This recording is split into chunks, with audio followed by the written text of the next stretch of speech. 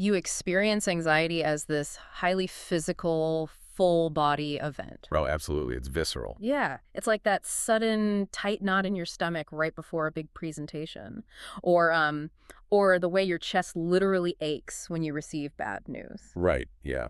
We always talk about anxiety as a mental state, but the physical sensation often hits you way before your conscious mind even registers what you're anxious about. Exactly. Your body knows before your brain does. So true. And today we're exploring this biological shortcut, like a literal nerve inside you that can instantly turn that physical feeling off. Our mission in this deep dive is to decode your body's built-in brake pedal for stress. The vagus nerve. Yes, the vagus nerve. We're diving into a really fascinating compilation of research and wellness literature today, focusing on the gut-brain axis, nervous system regulation, and, just daily stress management. And we're going to give you the tools to manually unstick that brake pedal. I love that. Because to understand how to stop the physical feeling of anxiety, you first have to look at the hardware that's actually generating it. Right. The wiring. Exactly, the wiring. Yeah. For the longest time, conventional wisdom just treated anxiety as something that, starts in the brain, with the body acting as merely collateral damage. Like, the brain is the boss and the body just suffers. Right. But the biological reality operates entirely in reverse. We need to look at the actual wiring connecting your gut to your brain. Let's start with that wiring then, because, the scale of it is just hard to wrap your head around. It really is. We're talking about the gut containing an enteric nervous system, which is essentially a second brain, right? Made up of over 500 million neurons. Yeah, 500 million neurons just hanging out in your gut. Which is wild. And connecting the sprawling network in the gut to the brain in your skull is this vagus nerve. Yeah. And think about the word vagus, right? Yeah. It actually comes from the Latin word for wandering. Oh, really? Wandering. Yeah. And it's the perfect name because this is the longest cranial nerve in the human body. It wanders from the base of your brain, traveling all the way down through your neck, wrapping around your chest, Wow. touching your heart and your lungs, and branching deep, deep into your abdomen and intestines. It serves as the primary superhighway of your parasympathetic nervous system. Okay, so that's the rest and digest system, right? Mhm. Acting as the counterweight to the sympathetic nervous system, which is our fight or flight mode. You got it. Exactly. But here is the detail that just completely trips me up. What's that? Well, for decades, the assumption was that the brain is this ultimate command center shouting orders down to the body. Yet, roughly 80% of the signals traveling along the vagus nerve are moving from the gut up to the brain. Yep. 80%. Not the other way around. Wait, hold on. 80%. It sounds crazy, I know. Okay, let's unpack this. If my brain is supposed to be the command center of the body, why is the gut doing most of the talking? Doesn't that flip our whole understanding of stress upside down? It absolutely does. But what's fascinating here is the evolutionary necessity of it. Your gut is constantly interacting with the outside world through the food you eat. Right, okay. It has to constantly survey that internal environment and send a massive status report upward. Yeah. It's constantly telling your brain, we are safe and nourished, or we are under threat. So it's like a surveillance system. Exactly. And this upward signaling heavily dictates your emotional baseline. Take serotonin, for example. Oh, yeah, the happy chemical. Right. We closely associate serotonin with mood, calmness, and overall well-being.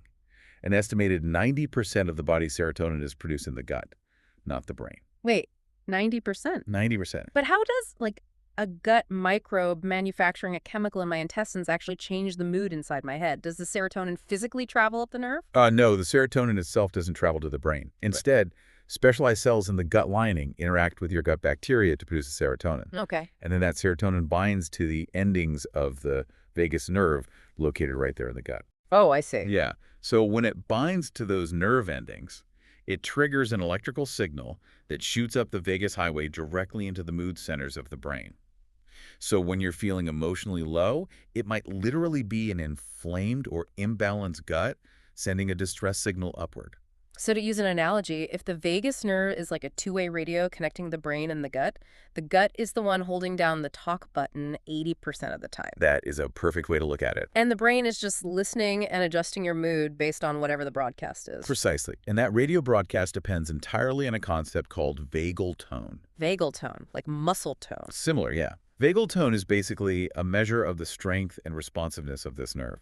High vagal tone means your body is incredibly resilient. Okay, so it bounces back. Right. You might face a stressful situation, say a tense meeting with your boss, and your heart rate naturally spikes.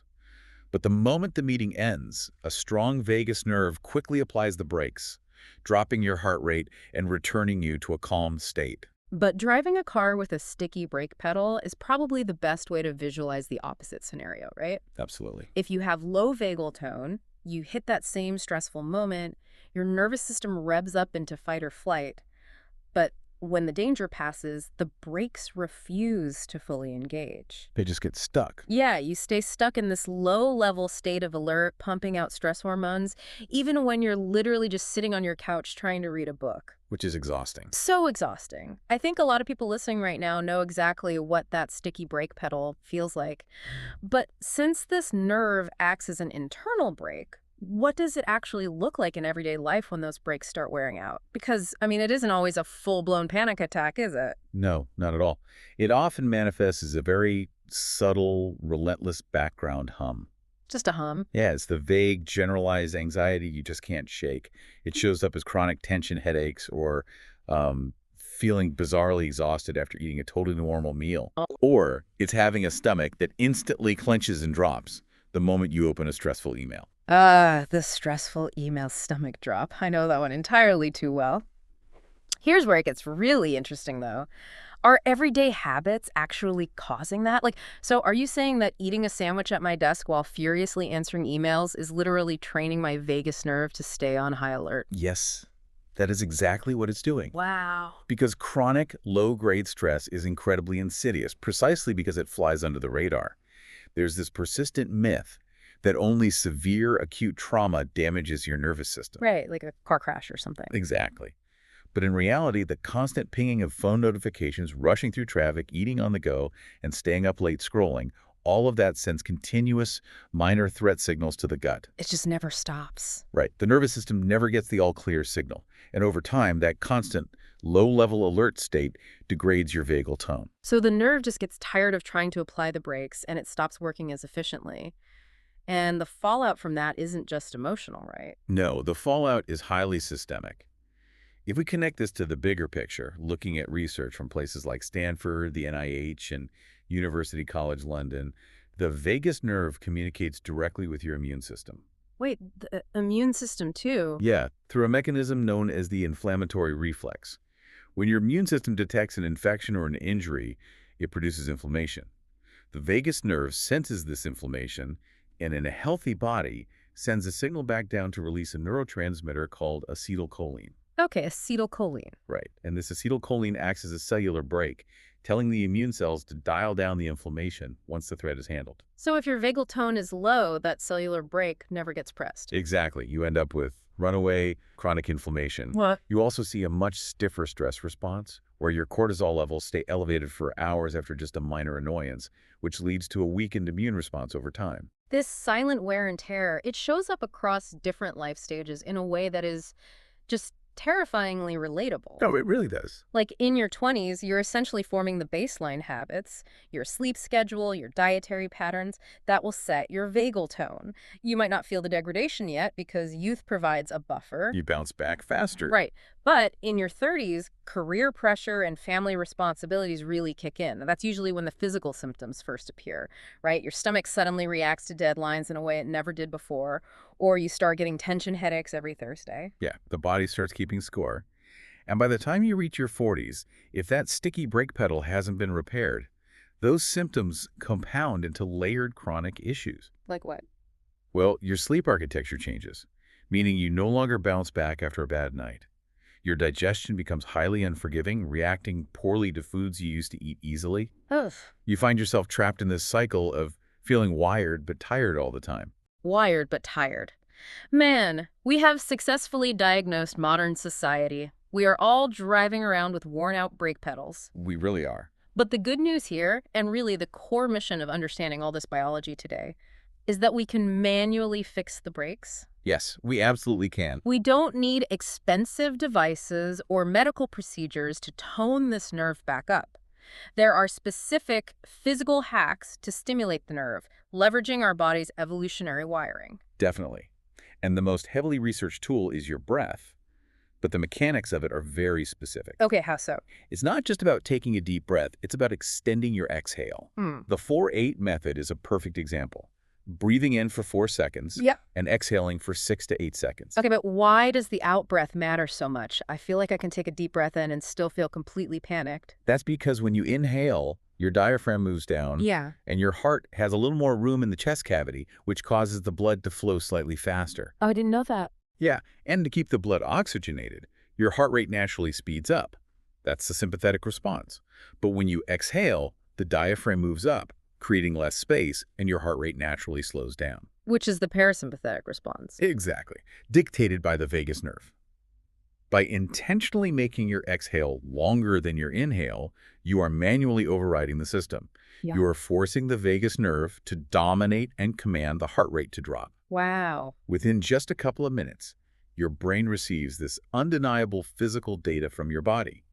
Our breathing is slow and steady, our heart rate is dropping, therefore we must be safe. It's basically a biological loophole. You don't have to convince your brain that you are safe. You just force your body to send the safety signal. But that's a great way to put it. And the cold water trick works on a similar loophole, right? Like splashing cold water on your face, especially around your eyes and temples. Yes, that relies on the mammalian dive reflex, which is this ancient survival mechanism.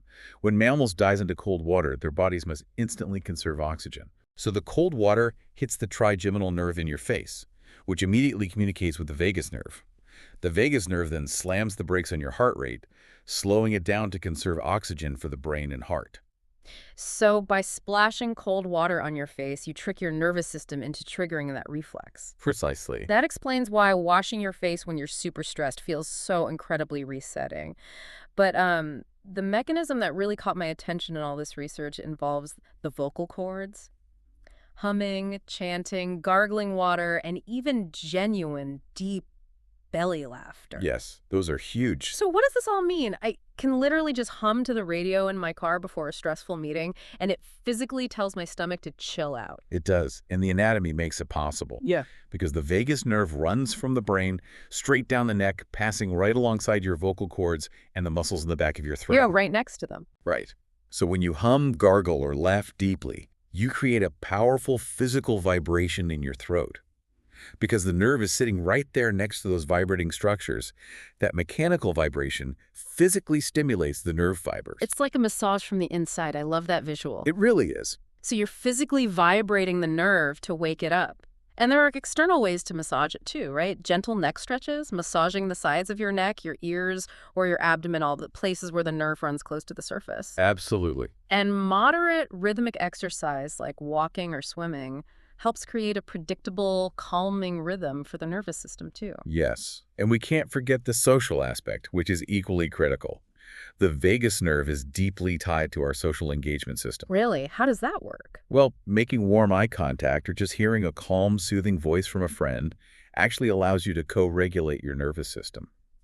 Your vagus nerve picks up on the safety cues of the person in front of you, which naturally calms your own threat response. That is so cool. And then getting 7 to 9 hours of deep sleep is also non-negotiable because that is when the vagus nerve is doing its maintenance work, right? Yeah. Repairing the gut and resetting the nervous system for the next day. Completely non-negotiable. And the impact of these small interventions becomes so obvious when you look at real case studies.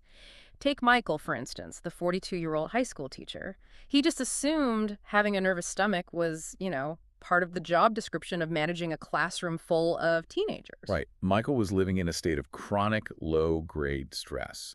He wasn't having daily panic attacks, but his breathing was shallow all day long. His shoulders were tight, and he was sleeping maybe 5 hours a night. Yeah. His vagus nerve was just never receiving a signal of safety. But he didn't quit his job or move to a quiet cabin in the woods to fix it.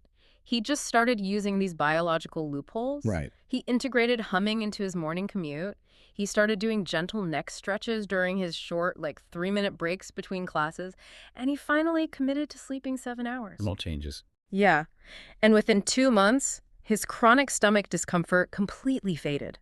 He found himself noticeably calmer during stressful exam weeks. He didn't change his stressful environment. He just started sending manual safety signals to his brain. Michael's story really highlights the profound simplicity of our biology.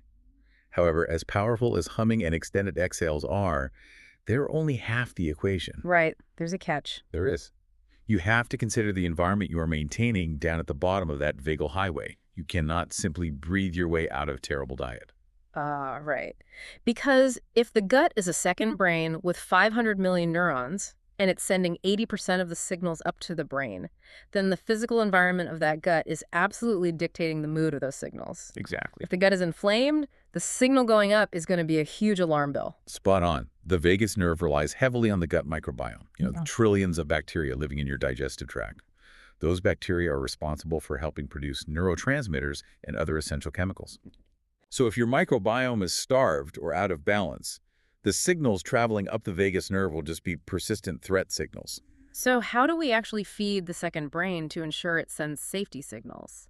Fermented foods seem to be the heavy hitters here, like plain yogurt, kefir, sauerkraut, kimchi. Those are fantastic because fermented foods introduce the beneficial bacteria that support healthy vagal signaling. But introducing them isn't quite enough. You actually have to feed those bacteria once they take up residence in your gut. Oh, like giving them fertilizer. Exactly. And that requires fiber-rich foods like oats, lentils, and leafy greens. When your gut bacteria ferment that fiber, they produce byproducts called short-chain fatty acids. Short chain fatty acids. Right.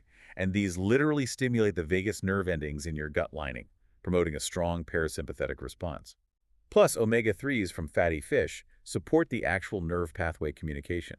And bone broth provides the amino acids needed to maintain the integrity of the gut lining itself. That makes a lot of sense. But what about the things that act like static on this two-way radio? I mean, I can guess that processed snack foods starve the good bacteria, and excess alcohol directly irritates the gut lining, which would weaken vagal tone over time. Oh, absolutely. But two specific habits really stood out in the literature as major disruptors: late-night heavy meals and excessive afternoon caffeine. Why those two? Because the timing of those habits actively fights your biology. Digestion is a parasympathetic process, right? It requires the vagus nerve to be active. Okay. If you eat a heavy meal late at night, you are forcing your gut to work overtime digesting food precisely when the vagus nerve should be shifting into repair and maintenance mode during sleep. Ah, so you're double booking the nerve. Exactly. And afternoon caffeine is disruptive for a slightly different reason. Caffeine artificially spikes your cortisol. A cortisol spike forces your body into a sympathetic fight-or-flight state right when your natural circadian rhythm should be winding down for the evening. You are just exhausting your stress response. And you can add chronic rushed eating to that list too. Mm. Mindlessly shoveling food down while staring at a screen or answering emails. You're in a sympathetic state while trying to do a parasympathetic task. Yes. You completely bypass the natural vagal feedback loop that tells your brain, we are full, we are safe, it's time to relax, which inevitably leads to bloating and indigestion. That connection between digestion and our emotional state brings us to a fascinating detail about unconscious reactions. The vagus nerve operates much faster than our conscious thought processes. Right. The idea that certain smells, pieces of music, or food textures can instantly shift your mood. It's like, well, I love this analogy. It's like the gut is a highly trained bodyguard in a crowded room. Well, like that. Yeah, the bodyguard spots a familiar, friendly face in the crowd and instantly tells the brain to stand down and relax long before the brain has even put its glasses on to consciously recognize who the person is. That is a brilliant analogy. And this raises an important question about how deeply our physical environment shapes our emotional reality. Because that bodyguard mechanism fundamentally challenges how we think our emotions work. Oh, so. We generally assume a top-down process. Yeah. Right? You smell something comforting, like fresh baked bread. Your olfactory bulb processes the smell, your brain accesses a childhood memory associated with it, and then your brain tells your body to relax and feel comforted. But the vagus nerve just bypasses that whole sequence. Completely. Because the vagus nerve directly links your gut, your heart, and your emotional processing centers in one tight, rapid loop. Your body reacts to that familiar, safe smell almost instantly. Wow. The sensory input triggers a safety signal that shoots straight up the vagus nerve. Your shoulders drop, your heart rate slows, and your mood shifts before your conscious brain has even had the time to articulate, oh, that smells like my grandmother's kitchen. That totally reframes the concept of comfort food for me. It isn't just a psychological association or nostalgia. The physical texture, the warmth, the familiar macronutrient profile, all of that is triggering a literal physical calming response up that vagus highway. It is so visceral. Visceral in the truest sense of the word. and it highlights how deeply intertwined our digestive system and our anxiety levels really are. Consider the case of Sarah, a 34-year-old marketing manager from the research. Oh, right, Sarah. For years, she believed she was battling two completely separate, unrelated problems. She had crippling anxiety spikes before afternoon meetings, and she suffered from unpredictable, uncomfortable stomach bloating later in the day. She just thought she had an anxiety disorder, maybe a random food sensitivity. She never connected the two. Exactly. She didn't realize that the bloating was her gut signaling distress, and the anxiety was her brain receiving that distress signal.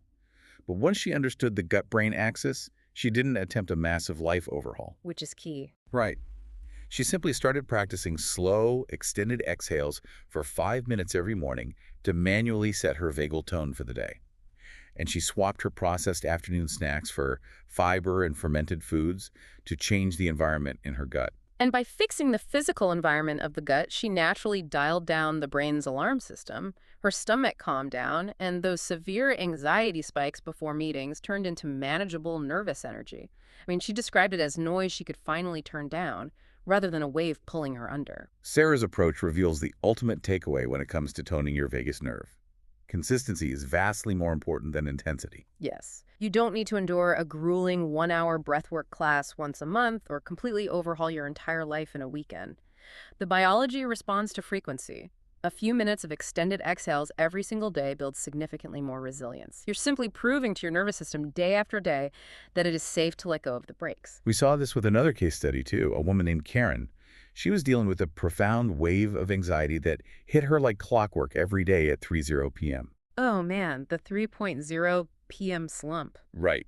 But she picked just two small interventions. She adopted the 4-8 extended exhale breathing whenever she felt the wave starting, and she entirely cut out her late afternoon caffeine habit to stop artificially spiking her cortisol. Just two specific habits? Just two, applied consistently. And within a month, her 3.0 VM anxiety was vastly reduced. It is incredibly empowering. And I want to say, if you are listening to this right now and you feel that constant, exhausting hum of stress in the background of your life, it is crucial to recognize that it is not a personal failing. Not at all. You aren't broken, you just have a sticky brake pedal, and you actually have the tools, your breath, cold water on your face, a physical hum in your throat, a bowl of yogurt to manually unstick those brakes and reclaim your calm. It is profound to realize the degree of control we possess over our internal state, simply by utilizing the physical levers our biology has provided. But expanding this to the broader context of modern society leaves us with a really compelling question to consider. Ooh, what is the question? If 80% of our nervous system's communication travels upward from the gut to the brain, and our modern ecosystem of highly processed food, chronic sleep deprivation, and constant digital stimulation is continuously disrupting our gut health and degrading our vagal tone, Yeah. are we truly experiencing a psychological anxiety epidemic, or are we simply living in a world where our collective vagus nerve is utterly exhausted? Pay attention to your gut feeling today. It might literally be trying to save your peace of mind.